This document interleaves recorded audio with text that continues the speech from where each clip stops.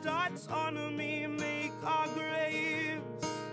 The kings of colony know no policy, only rape. Now once you fall asleep, it won't bother you what they say. But the kings of colony, while they slaughter, they still complain. And we say, please color me, still too solemnly, still too plain.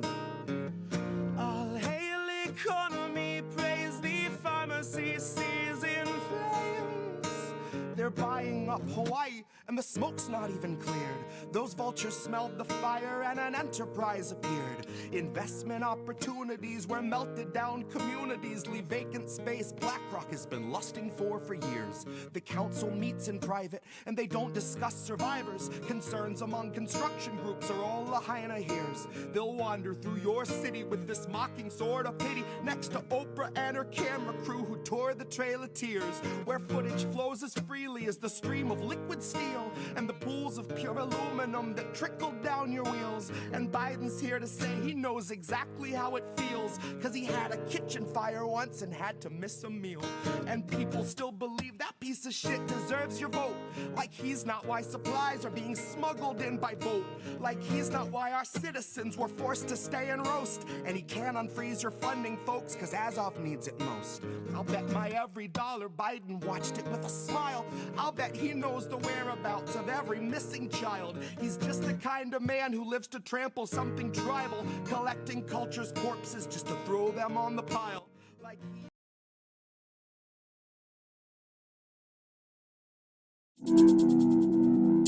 There's a difference between peace and liberation, is there not? You can have injustice and have peace. Isn't that correct? Have peace and be enslaved. Yes. So peace isn't the answer. No.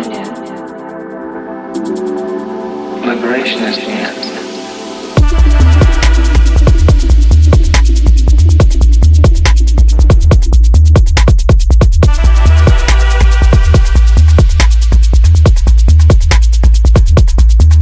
Liberation.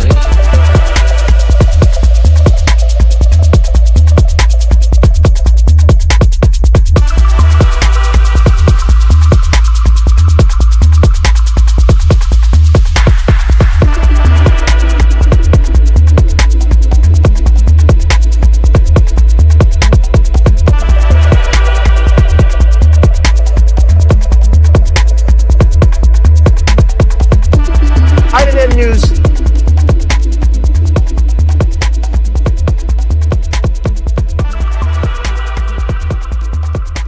It is Wednesday, my dudes.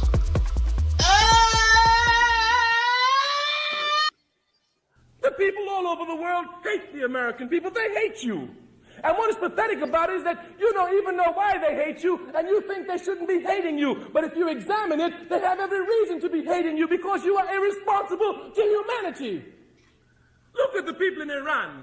The guns that are used against those people are paid for with your tax dollars. The guns that are used to oppress these people, impose a Shah, is paid for with your tax dollars. Your tax dollars is helping to crush humanity. I say you must take some responsibility. Everything in the world relates to everything else. Everything is interconnected to everything else. You brought your patron saint, predicting it from like, I don't know, 1972 again? Yeah, it looks like, given the dress, and he had black hair. I would guess. Yeah. Because you see, like in the 90s, before he passed away, he had sporting white. So Right. This definitely had to be in the 70s. But yeah. Well, we didn't bring stories tonight. Kind of speaking. We decided to bring an actual person. So Really? Yes, allegedly we have Pasta Jardula himself here. So Yeah. I hope Care Bear's internet actually works. Yes, you're in. You are here. Is it my internet that's doing that, or is it your internet? Nah, it's Colin's. It's fine. What's up, Pasta? Colin, How are you doing?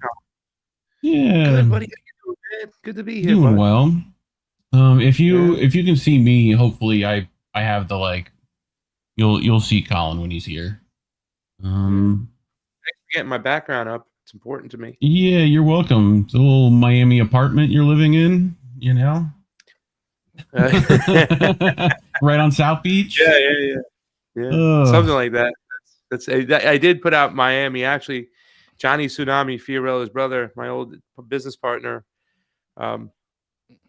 gave me these backgrounds because I was like, listen, I really want to get a nice background. I used to have and I still have it. I don't use it as much, like the post-apocalyptic LA world that's all trash with the pasta light, like the bat light out there calling for help. You know what I'm saying? But I don't know. I wanted to change it up a little bit, and Johnny suggested I go with this. And it's kind of cool because when I come out with you guys, I can wear my sunglasses and my short sleeve Yeah, you got your blue blockers. You get to business casual, you know? So well, Collin has glasses, and you have some space age shit with some marijuana going on. So I needed to like come with something and stuff. But I mean, ever since I met Collin and talked to you guys, it's I love the fact that we are colleagues, and it's awesome. And I really am proud of what you guys are doing over here. Right? You don't get the numbers that you deserve. A lot of us do not. This is something I talk about with Indy all the time. The suppression is real. It really goes out to people who have the ability to think for themselves. And really, you guys do. I mean, after watching the show that you guys read my article on, and I was watching the show, I decided that one of the areas that I'm going to dive into is these ICE detention centers. Because it occurred to me that, they're setting them up for the immigrant today, but they're for the dissidents tomorrow. And that's how it always starts. They practice with shit, overseas, and then the chickens will come home to roost. Now, that's not the only reason why to go into the ICE detention centers, because it's awful what they're doing, right? It's terrible what they're doing. And, what I witnessed in Minnesota, it was like enough is enough. But I got to tell you this much.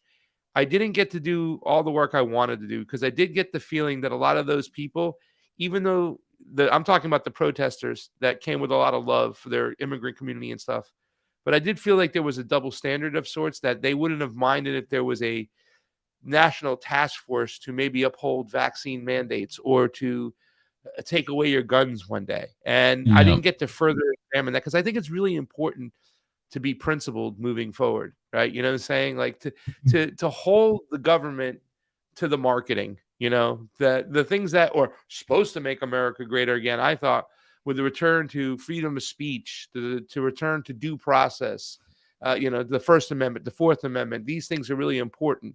But whenever one party gets into power, they piss and shit all over the Constitution, and the other party that's out of power is crying that they're not upholding the Constitution, only to go to swap spots once they get in. In the Minnesota protest, it was kind of funny because there were constitutions being handed out at the rally. Well, when Trump was out of office and Biden was in office, they were handing out constitutions at all the Republican rallies. So it's funny that the way that takes place and that goes on. But I think I'm going to pay a lot more attention to these ICE detention centers because the civil liberties are just eroding across the board. We're in a free fall right now. We have no First Amendment rights. We have no Fourth. There is no due process anymore, right? They grab anybody at any time for anything. It's how they label you. And a lot of this started with George W. Bush when he, him and Dick Cheney started labeling people as enemy combatants just so they can take away your human rights. And I think that's what we're facing down the road. Well, I mean, it leads us into one of our questions, funny enough. So what was your biggest takeaway? I mean, for those who don't know, you went to Minneapolis during the ICE protests after the murder of Alex Preddy. Like, what was your biggest takeaway interviewing the locals? Was there like anything that surprised you from them, or, Well, my greatest gift and my greatest joy was meeting Boya J. Farah, who was a Somali author and activist. He came on my show and getting to understand and learn about the Somali community and, how they are embraced and how they are loved and how great they are. It made me so happy to kind of connect with that community. We connected over some tea. Like I went back to Alex Peretti's grave my second night in town, and there was a Somali community there, chilling out, handing out hot tea. And then we just started talking and whatnot. And they were very happy, that they had met somebody who understood what was going on, because we had talked about the Somali fraud, but we also talked about the fact that at that particular time, the United States, since Donald Trump got in office, the second term, had bombed Somalia over 130 times. So I said, it seems to me, guys, that they're trying to manufacture consent by attacking the Somali community. Very racist, openly racist, right? I'm sure a lot of that came back today as Governor Waltz was testifying in the hearing.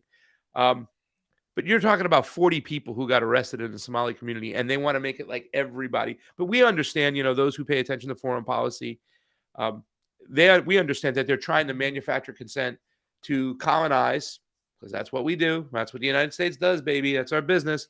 They want to further colonize and separate Somalia. They want to steal the resources. They want that area because the way it's strategically located, right?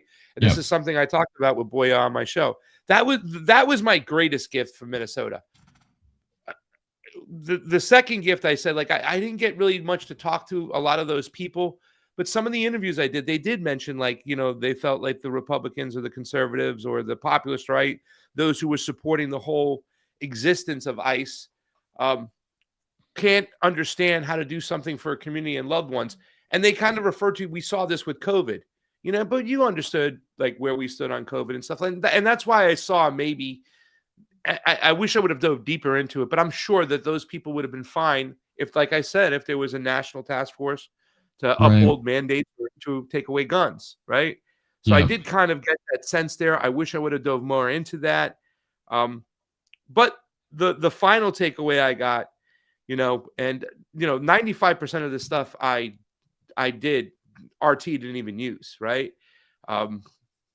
Unfortunately, I think when it comes to them, when it comes to cultural stuff, or it comes to, domestic issues and stuff, actually, I think the Russian media kind of lines themselves more with the conservatives, right? Yeah. They don't understand the leftist movement in America, especially the Democrats. They're very anti-woke, very religious. So, I was trying to prove a point that these people are not paid protesters. Like, yeah, you might get a paid protester here and there, but the majority of those people that are there, they're out in the streets because they feel compelled to. They're driven to do so. It was a message of love. They cared about their immigrant community, and they didn't want to see them terrorized. And they thought it was unconstitutional what ICE was doing. And I thought that was amazing. But they also had their victory, right? At the very end, 100,000 people. And I was out there. I was like, guys, this is so fucking cold. It's like 5 degrees. You got like these little warmers in your gloves and shit. You're going back into the car and out of the car. And it's like, oh my God. And then we were like, at one point, we're like, well, maybe it won't be a big crowd and we'll get to go home early. Nah, 100,000 people showed up. It was the biggest protest or rally I've been to since January 6th. By far. And it was amazing. They got their victory because literally 2 days later, Tom Hooman shows up to replace Gregory Bavino. Now, Gregory Bavino is the Border Patrol czar of sorts. He's the head of the Border Patrol. And Tom Hooman was the border wall czar that was appointed by Donald Trump. And I think he did do some work for Barack Obama, if I'm not mistaken. Yes. But, he shows up 2 days later after the rally, says, we're pulling a bunch of people off the streets. We're going to just work with the jails. You know what I'm saying? And a week later, they even announced that almost everybody else, they're just yanking them off the streets. So it really was a victory for those who got out there, because you could tell this was a genuine protest. You look at the signs, right? That's the first thing you looked at. If they're not uniform and people are making their own signs, and it was like a giant potluck, like I said, they were handing out tea and cookies and brownies and, Ethiopian tea. And I ate an egg roll. I walked by some guy, the Chinese community. He's like, I have an egg roll. I had an egg roll in the middle of a rally. It was like a giant potluck. But the most important thing is, nobody made 100,000 pussy hats for people to wear, or signs, the uniform. Or they showed up Iranian and Israeli flags to pass out. Or it was genuine because, you know what I'm saying? It was grassroots because you look at the signs, people made the signs, they were compelled. And I thought that was important to kind of report on, like real journalism, to say, hey, listen, this is real. You have assholes there like James O'Keefe trying to say that I shouldn't say he's an asshole, but to say that the That's all protesters right. are getting paid, that vague statement of protesters are getting paid, that is wrong. Because if we're not going to understand what a group of people, whether it be the other side, the football mentality in the United States, right? If we're not going to try to understand what a group of people are feeling and why they're angry and why they get compelled to the street, then we're never going to reach a compromise because we're dismissing why they're upset altogether. And they have some legitimate grievances on why they should be upset. And I think a lot of people felt that way. And I think a lot of people have to understand, because when you say they're just paid, it just dismisses the anger. A lot of people can't understand that there are people too, not just on one side, but in the middle, that are not cool with a national task force running around. And some of us, like myself, embrace immigration. I love immigration. I think it's the greatest thing that happened to this fucking country. It's what this country is all fucking about, right? And I can't understand my forefathers, the Italians, Right when off they the came boat. here. Yeah, they were called WAPs, right? Yeah. Without papers. We didn't know where they came from. We didn't know where they'd been, what they can do, but we let them in. They were let in, and they helped build the beautiful nation that they talk about all the time. Well, why are you denying the immigrant of today that same beautiful fucking story? I don't get it. But people have to understand out there that there are people like us who, number one, think that there's so much migration because of our foreign policy anyways. And if we really want to fucking address the problem, we'll start closing the bases, not closing the border, schmuck.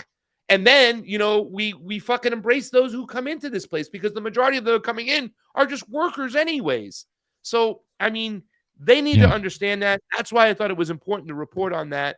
And even though RT didn't use 95% of my stuff, Sovereign Media, my friend Ahmed, who used to run African Stream, he runs Sovereign Media. He took a couple of my videos, put them up. Some of them got, one of them's got like, I think 300,000 views now on Instagram. So it got out there at the rally. And I was able to put one of my videos on Twitter, got 100,000 views. And the Somali girl that I interviewed by Alex Preddy's grave, she got like 60,000 views. So I got some eyes on it, right? It's not so much about clicks. It's just wanting to get the message out there, especially when you get your ass on the ground and grab a microphone and say, here we go. You want as many people to hear and see what's going on for real, so they can get a legitimate, idea of what's really going on. Because hopefully we're trying to build bridges of peace, right? That's what I'm trying to do between a citizenry that's been so divided, so split, doesn't want to understand their history, doesn't want to understand their past. It seems to be, and I hate to say this too, because I know I got some conservative friends out there, but, you use the term xenophobic out there. No, you're becoming more fucking racist as a country when we sit there and blame black and brown people for all the problems we had instead of that fucking Epstein class. We need to wake up. Yep. Well, right now you have like, they're cracking heads outside the Whipple building as we speak. Like, like you're not allowed, free speech in this country is long since gone, as Apostle can attest to multiple ways, but, so speaking of the Epstein administration, a lot of us predicted in independent media that war in Iran was coming for Israel.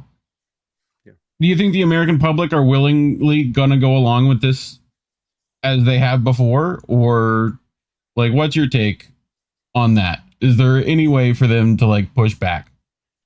Well, I don't even think it's like before, right? First of all, I don't believe it's just all for Israel.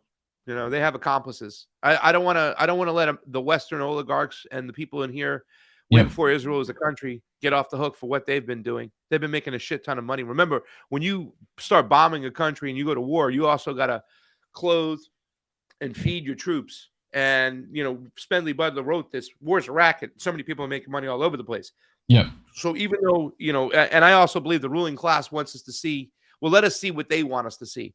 And I think they want us to think that it's all Israel. It's almost like America's some victim that's under the spell and is controlled by Israel. No, they're accomplices. And if anything, they're making money hand over fist as well.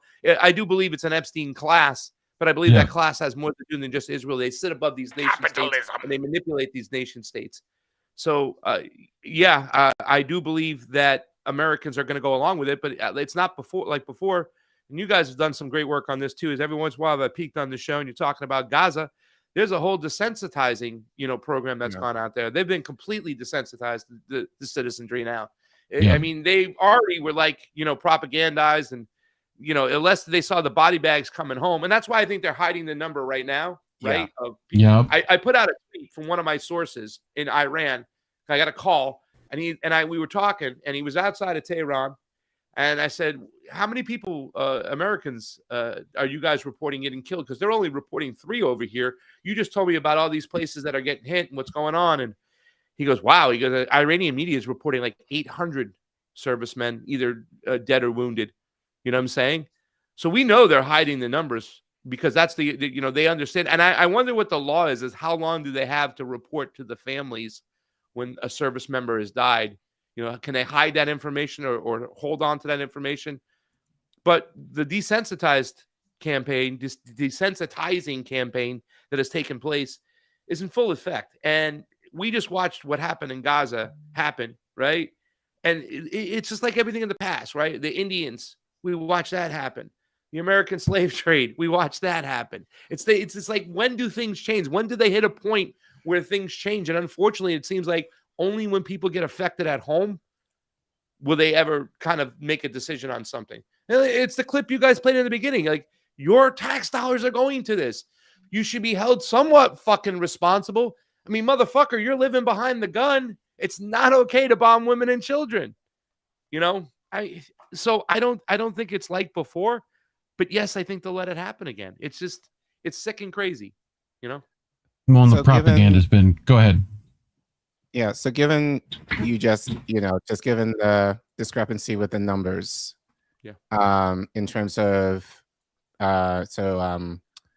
Reef is sharing your tweet here, but given the drastic numbers or the discrepancy, who should the American public be listening to in terms of what's factual about it versus what's being hidden, in your opinion?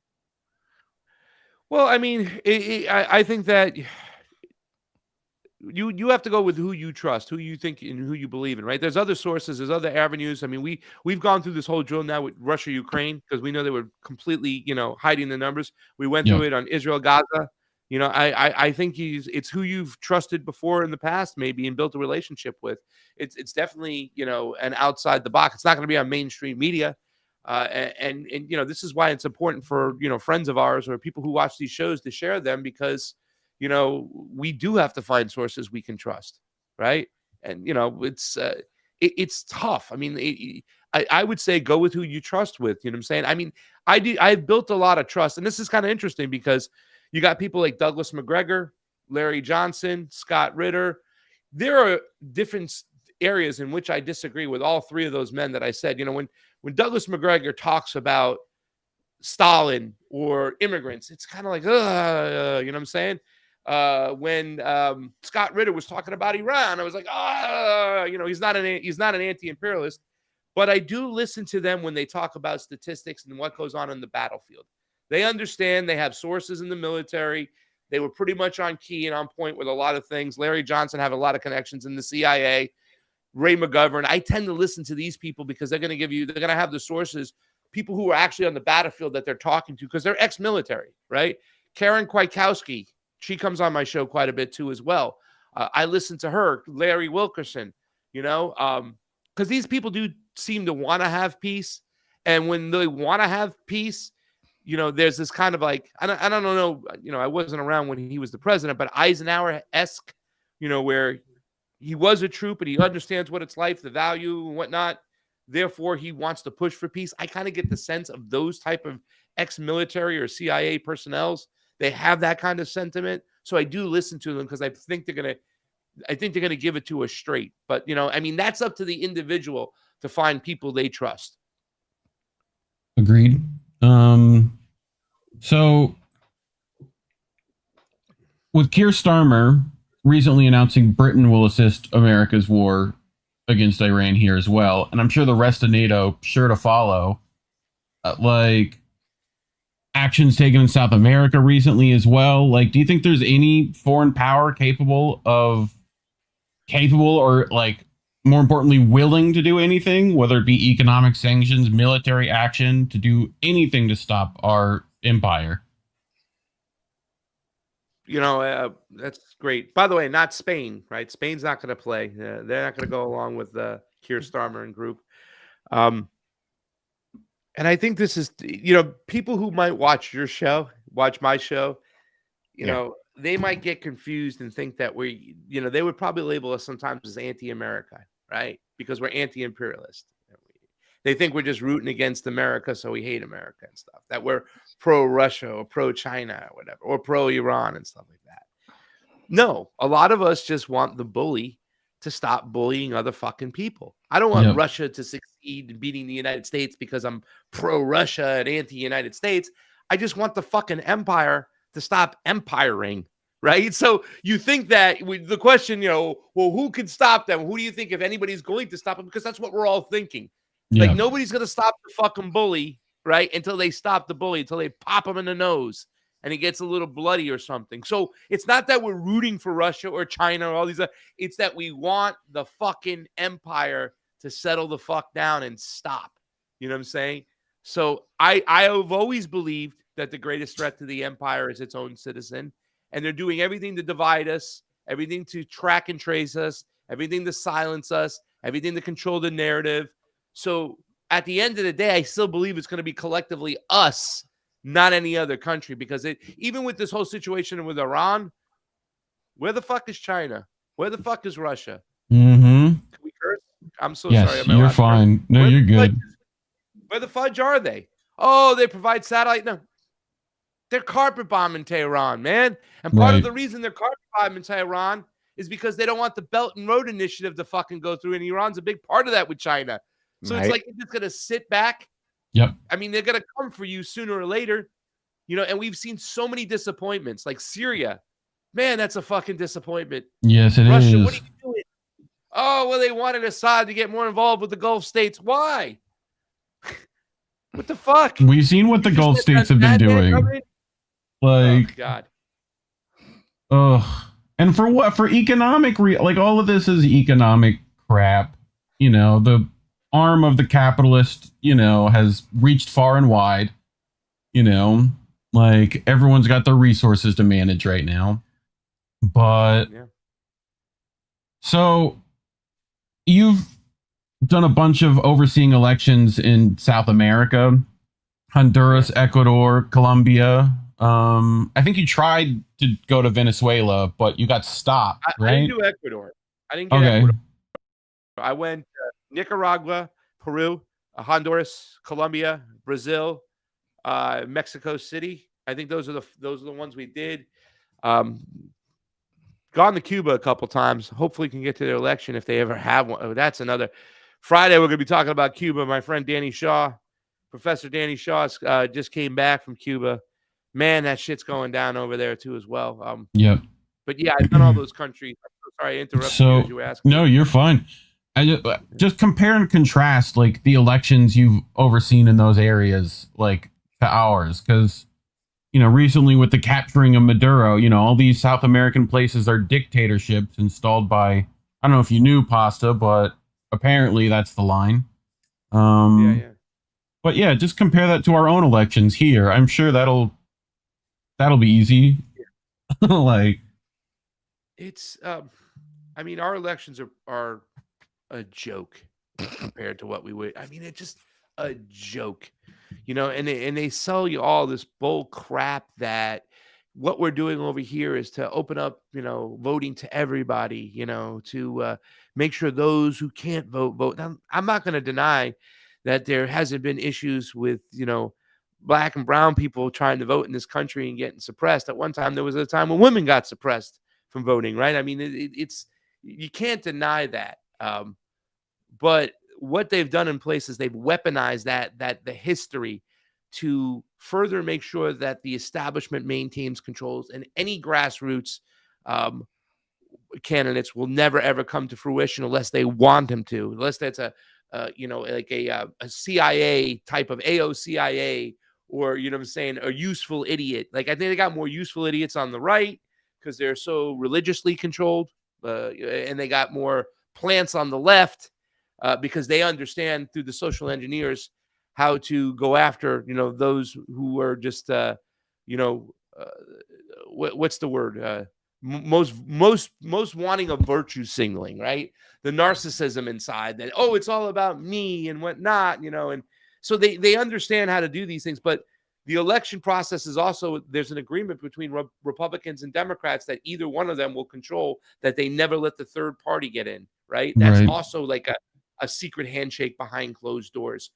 But all the mechanisms they use, there's so many areas for cheating where you see it's just in, like, for instance, one of my favorite areas was Nicaragua, where it's 1 day of voting on a Sunday. You must have ID, but it's very easy to get an ID.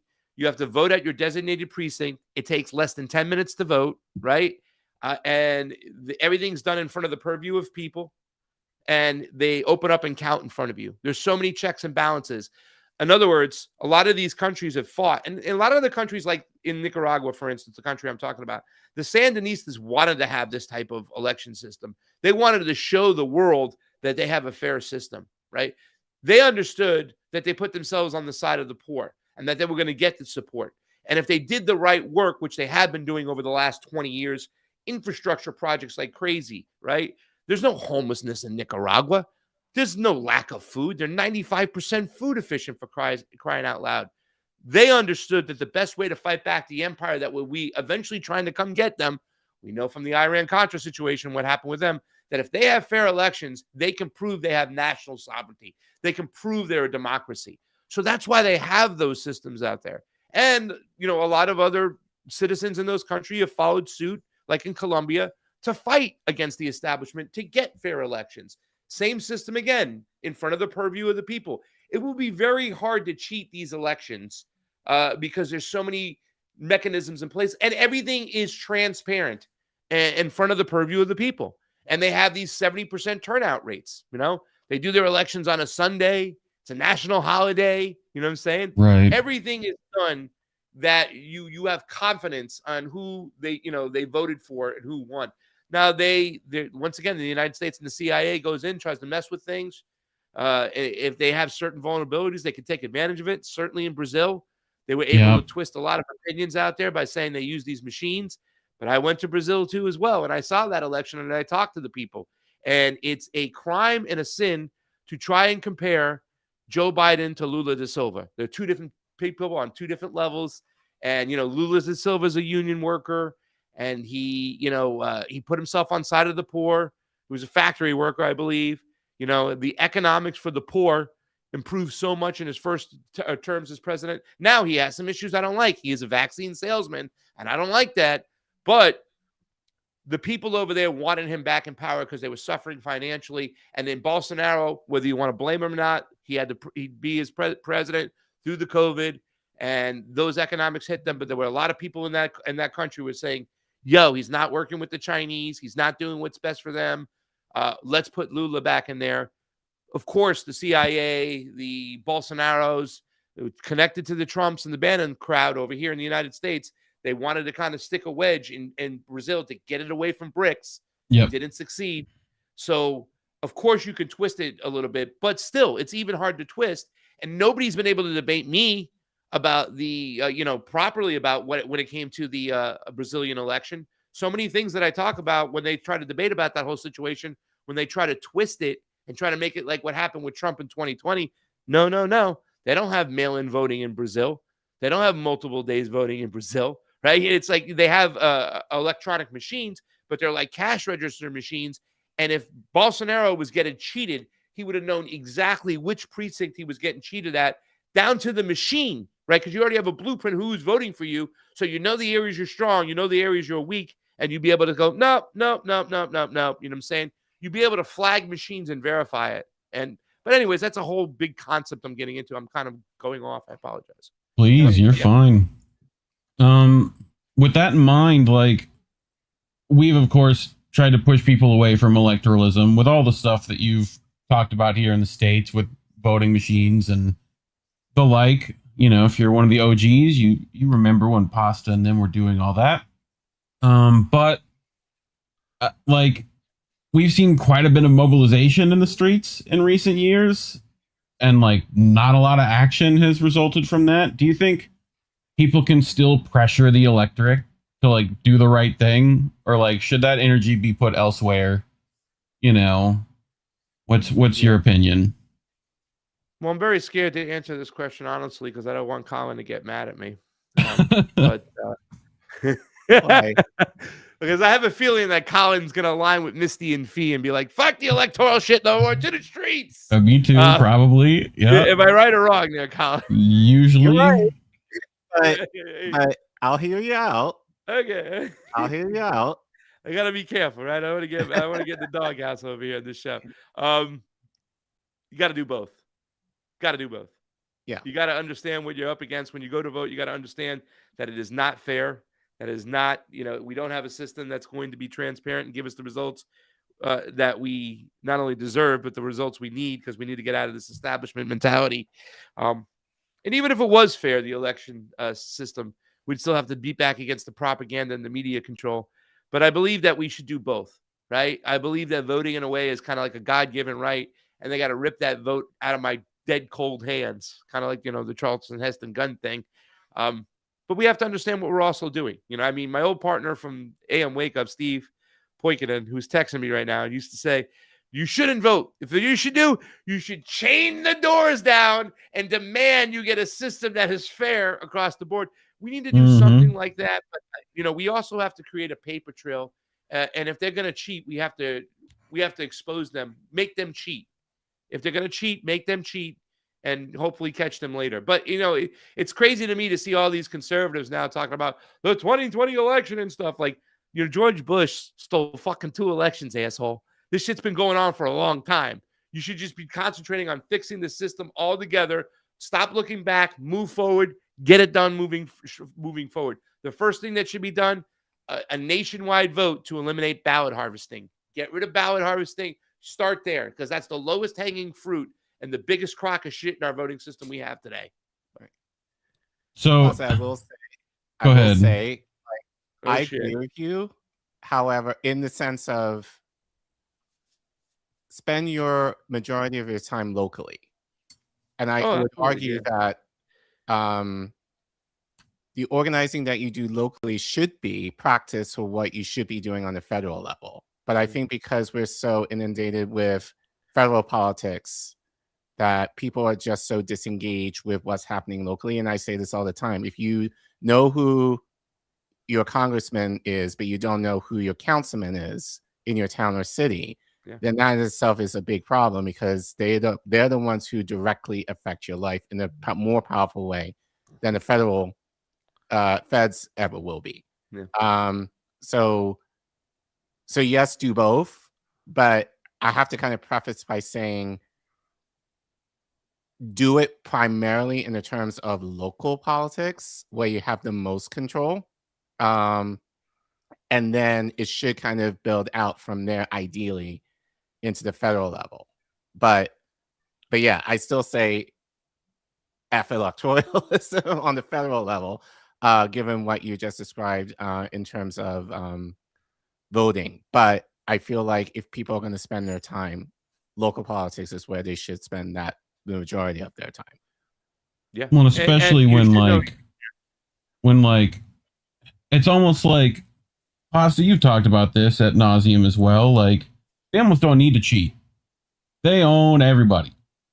Like, you're not going to be able to vote out the Rothschilds or the, WEF heads of state.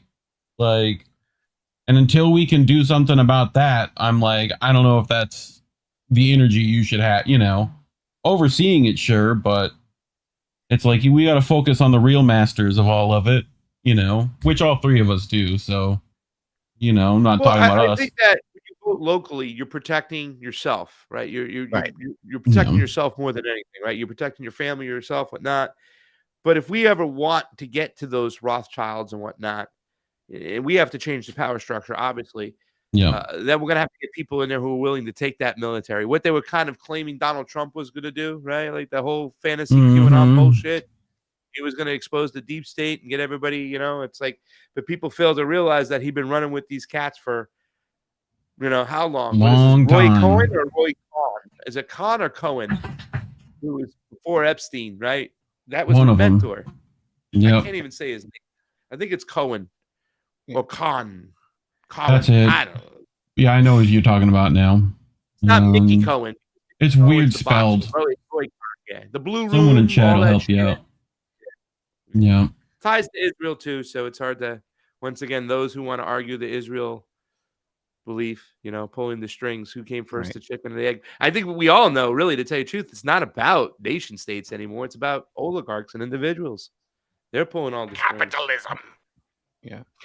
There was a tweet Did you say that? Or was that a soundbite? That was Tim. Yeah. Tim Curry. Tim Curry. Yeah. Yeah. So we only have 2 sound bites now on TruthWire. We got my cousin video goes, everything that guy just said is bullshit. And the other sound bites we haven't used is Alan Arkin from the movie Glenn Ross, which was a play. Yes. David Mamet wrote it, right? And it was Alan Arkin go, I come to work, I meet Gestapo tactics. Gestapo tactics. So that's our newest sound bite. Those are our 2 sound bites we have. I mean, I've got plenty, dude. I mean, I think the count is now 1,065 sound bites. I'm really? Unhinged. Holy yeah. Not that I use all of them. There's plenty that I haven't touched in a long time, but I have them. They're here, So, but yeah. Collin, are you still in DC? DC? Are you in DC? What's that? Are you in DC? Yes. Yeah, we met at the Rage Against the War Machine stuff, but we didn't get to hang out after. I really wish we'd had a chance to. Yeah. Next time if you're ever back here again, definitely. Yeah. Maybe who knows? We have one more question for you. Sure. This is more personal somewhat. Oh shit. Or can be personal, depending how you answer. What do you think the future of independent media will look like given the current surveillance and censorship of journalists and commentators? And for you personally, how are you able to keep going in light of those obstacles? Yeah. So what I think keeps me going, and probably keeps a lot of us going, is when you kind of go down to the root of why, the media became the media in the first place, right? It was a mechanism in which it was needed to hold the government accountable, right? And whether you have a platform to do that, or you're yelling in a microphone, or in a bar handing out flyers and stuff, or just having conversations, I don't think that's ever going to stop, right? Like, I might lose everything, and I do. It's like, I honestly, that question, I think about it often, and it does make me more appreciative and humbled to what I get to do. Like I did, today is Wednesday, and I got to do my radio show. And, I've been fighting to get more shows, more hours, and it doesn't look like I'm going to get it for whatever reasons. I don't want to talk about it, but, it's, I might not get it, but I do have the one show now, and I'm very thankful for that. A lot of the media we do is just giving our perspective, giving people the ability to say, hey, it's okay to think this way, or, hey, why don't you think this way? You know what I'm saying? It's not just about reporting the facts and what's happening on. It's about our perspective. And I think that's really important, because a lot of the journalists I know and the journalists I like have a great heart and a great perspective, and they want to build peace. They want to build love, It's not just about being the first on a hot take and stuff. I don't think, the people I associate myself with, I talk with. Yeah, there are those people out there. I'm not going to mention their names. Jackson Hinkle, they want to get clicks. Plenty. But that's, sorry, I hope I didn't do that. No, you're not here. Whatever, what I'm saying? But, there are people out there who do this business because they really care about clicks and all that other shit and stuff. And, there's so many of them. But some of us did this because we just felt drawn. We felt like it was a responsibility. I worked in the restaurant business a lot before I did this, most of my life. And I was a training coordinator. I would write training programs in these corporations, and I got really going in the late 90s and the early 2000s. And, that's when, like, the corporate businesses, I worked for Dave & Buster's and TGI Fridays. And, they were all about, spending money on how do we build morale and good service and stuff. And I was like that cheerleader, that teacher, coming from that Italian background and the history and stuff. So I used to do all these quotes all the time and whatnot. And one of my favorite quotes was, and it's so you can use it in any field you work in or whatever. It says, it's by Jackie Robinson. And it says, a life is insignificant unless it has impact on others.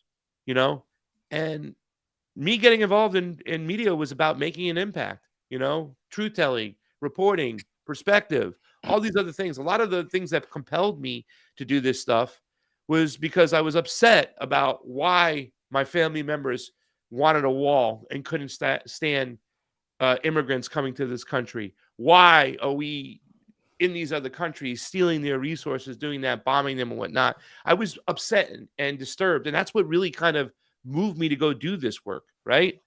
And that's why I'm here. So whatever's in front of us, because we're obviously under attack, the TruthWire, which was the Convo Couch, still demonetized for almost like 6 years now on YouTube. They cut our legs off, right? Yeah. We were increasing. I remember one of the videos I made almost 8 years ago, and it was called Epstein Family Connections to the Mossad. That was 8 fucking years ago. What did they say like 2 months ago? Now we know for sure that Epstein was working for the Mossad. They made sure they cut our legs off a long time ago. We're still under that attack. We have other mechanisms. We got to give send go right now to help us out and stuff.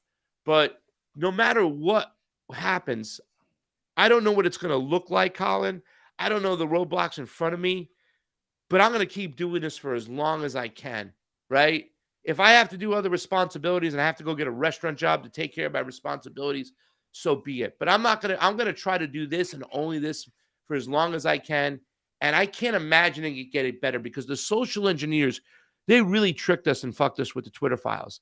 They made it look, and you have people like Matt Taibbi who helped out and aided and assisted in this situation. Yeah. They made it look like it was just conservatives under attack. Dan Bongino in them. So when they reinserted and reinstated those conservatives, and now they're blowing up the Nick Sorters and the Benny Johnsons, which they're just cheerleaders. They're the worst fucking thing. They're not part of the fourth estate, right? They're not journalists. They're not objective. They're fucking cheerleaders, which is the worst thing you can have in media. But now those are the voices that are lifted, and ours have been suppressed, right? Yeah. I don't care. I'm just going to keep fucking fighting no matter what. And I don't know what it looks like. I don't know how those Twitter files, like I said, because nobody's talking about censorship right now. Nobody's talking about section, was it 220 of the NDAA that says that these platforms got to act like platforms and not publishers. They can't pick winners or losers, and they clearly are doing this. We don't have an open source system. We're flying blind. Elon is promoting the people he wants to promote, right? I don't know what's going to happen because they're trying to silence us. I talked to Kim Iverson. She's my friend. And one time we talked like a year ago, and she goes I feel like they're just going to make this for people. They can only do it as a hobby now, unless you're going to be corporate media. That's what they're trying to do. Yep. But I'm not going to go down quietly. I'm going to continue to do what I do, kicking and screaming the whole way.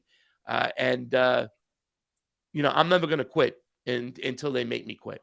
Well, you'll just have to scan your face in to keep doing it. It'll be fine. Don't worry about it. We got remonetized after a couple of years in hell, but I think Reef made the point that when we were remonetized, that you and Fee never had that opportunity, with the Convo Couch. Yep. So, so I think that being said, I don't think you or Fee get enough flowers in the space in terms of how much you guys have inspired us. And I think, a lot of what you were saying years ago, even before I even was aware of independent media, but you guys were pretty much saying the thing years ago. Oh boy. You're still here for me. So, but yeah, no, I mean, you've been at it for a minute. I threw your gifts and go up there, right? QR code for people to scan if they want to go donate to you guys and actually keep your lights on as well. So let me check it. I hope so. Feel free to check it. There we go. If not, in the doobly-doo. Oh, shit. Pasta using technology. Hey, look at that. It came up. Look Here's at the that. QR code. Look at Collin, technology working. Like Joe Biden when I felt like when I went, when you said those things there, I'm so humbled when you say those things, Collin. And Reef, thank you guys so much for having me on. And, also reading my article, it did mean a lot to me. I don't write a lot of articles. And that one's got the most views for me ever on Substack, but it really meant a lot to me because that was so heartfelt because I really did feel like it was a message of love from those people in Minnesota. And like I said, I would probably disagree with them because they would probably be okay with the National Task Force for mandates or to take your guns. Like I said, unfortunately, they're very issues driven and partisan. But I did feel like that was a message for love out there. And, you know, seeing the Somali community bonding with them, right? That was a magical moment for me over there. That the interview I did with the Somali girl, we turned around, we walked away. We never got any information. I don't ever know if I'll see her again or whatever. And was just able to capture that moment. I don't even know who she is. Same thing with the video that went viral on Sovereign Media on Instagram. It's like, I'm never going to see these people again or whatever, right? The chances are. But when you're there doing that work, capturing that magical moment, and it was magical moments, it just makes you say, man, I am privileged to be able to do this. And thank you to everybody who's given me the love and the support. I mean, everybody on this fucking network, you know what I'm saying? Like, I can't thank fucking Indy enough and for everything he's done and created and the support. You know, Indy told me, he said, when he saw me sitting up in the Jimmy Dore show in that chair, he felt like I was like a representative of the team. And I was like, hell yeah, I am. So thank you, Collin and Reef, for doing what you guys do. I love you guys. And thank you so much for having me on. Appreciate you coming on, dude. Anytime you got nothing else to do on a Wednesday night, dude, you know, gotcha. Whatever. Gotcha. Well, happy to have you. You guys keep rocking, keep doing what you're doing, man. Yes, sir. If you got to head out, you're welcome to. Definitely. We'll finish this out for the people at home. But, you know, go give Pasta a follow, you know, at Yo Pasta on Twitter. Your Linktree's in the description. Any other plugs you want to make before you head out? No, I just want to say what's up to Matt Weinglass, Fiorella, you know, Jamie Cheese Slice, my crew, Gabrielle Freedom, Fred Edward, all those other people, Ruth, you know, all these people who support the show and hitting up a Give Send Go. You know, I still believe that regardless of the suppression, the best times are right in front of me, because I feel like as a journalist, as a political commentator, I've grown. I love doing my radio show, guys. Go check out my radio show, 4 p.m. Eastern every Wednesday, WBAI.org. Listen live. You can call on in. It's just an amazing show. And thank you to everybody out there for the love and support, man. Thank you. Appreciate you for coming on. Bye-bye. Bye-bye. And then I can go here, I think. Here we go. Just us, just the two of us. Hopefully, if your signal figures itself out. It's kicking me out. Why? We got to figure out why. Like, Pasta was here the whole time. Like, it's just weird, man. We'll figure out what the issue is with that. See, sometimes with Discord, it kicks you out too, and it's like, anyway, whatever. But, like, I got to figure out why your thing's not working. But I think we literally know the dev for it. So we'll figure it out. We'll work it out. All right. But what's coming up this week? We got Sunday. We're not doing boats because it's my birthday and I got better stuff to do than entertain all you cats. So I'm going to entertain myself with all my birthday presents and whatnot. So we'll figure that out. I think Indy is doing a show tomorrow with Hambo. Don't know. Don't count me on that. But I think that's the schedule. But go check out Indy's show from last night. Yep. At Get Any News. Updates. Yep. Links in the doobly-doo for all the links to follow us. Nostrum, I think the radio show is in his Linktree that we have linked in the description. Should be in there. I think he's got that there. Dude, people are gonna ask me my age. Dude, I don't even know. I gotta do the math, man.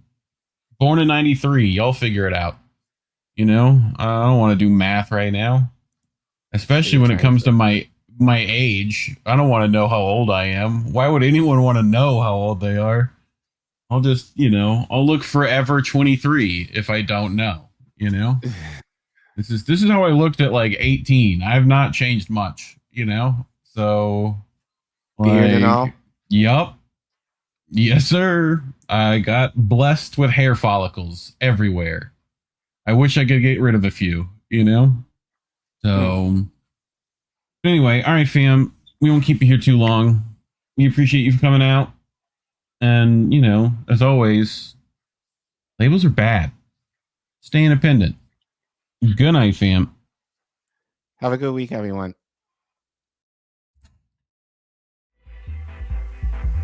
There's a difference between peace and liberation, is there not? You can have injustice and have peace.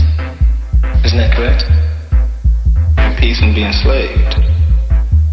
Yes. So peace isn't the answer. No. Liberation is the answer.